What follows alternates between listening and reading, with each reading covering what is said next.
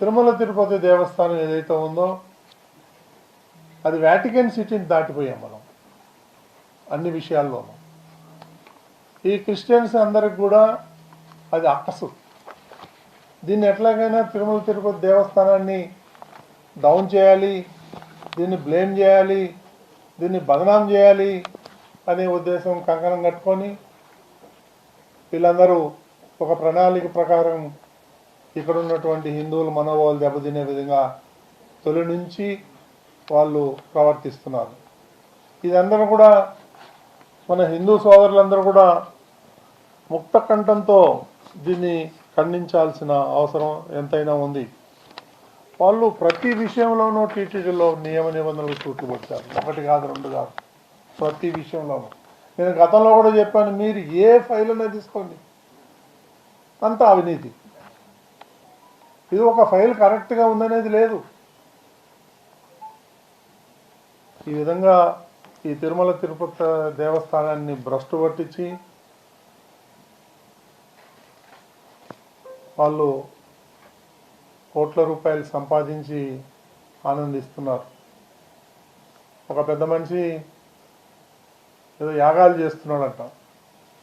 నాకు వచ్చి చెప్పారు, ఏమి యాగమయ్యా అని ఆరాధిస్తే మృత్యుంజయ యాగం చేయించుకుంటున్నాడంట కరుణాకర్ రెడ్డి. ఆడ చచ్చిపోతాడు అని. ఎందుకంటే అబద్ధాల మీద అబద్ధాలు చెప్పి చెప్పి చెప్పి దేవుడు కూడా ఇసుగు పుట్టింది. ఆయన తల 1000 మొక్కలు అవుతుందని భయపడుతున్నాడు.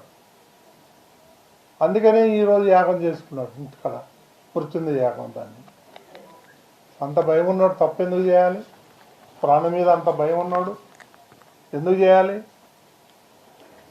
ఇది మొన్న వేసింది ఒక సప్లిమెంటరీ ఛార్జ్ షీట్ మాత్రమే. ఇంకా సప్లిమెంటరీ ఛార్జ్ షీటు వేసే అవకాశం ఉంది. ఎందుకంటే నేను కూడా డిమాండ్ చేసేది ఏంటంటే, ఆ చిన్నప్ప ఎవరైతే పిఏ ఉన్నాడో ఈ ఆయన అకౌంట్లోకి కోట్ల రూపాయలు వచ్చినాయి.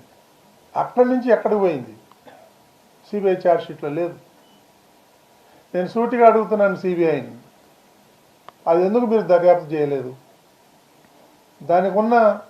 దాని వెనకున్నటువంటి పెద్దవాళ్ళు ఎవరైతే ఉన్నారో వాళ్ళని ఎందుకు బయటపెట్టలేదు?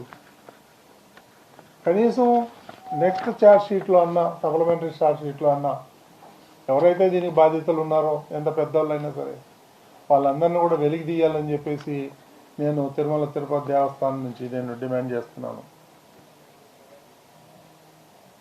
వీళ్ళందరూ కూడా 5 ఏళ్ల నుంచి హిందువుల మనోభావాల్ని ఆడుకున్నారు. ఇక మీద మొన్న కొత్త బోర్డు వచ్చినప్పటి నుంచి కూడా ఇవన్నీ అరికట్టాం.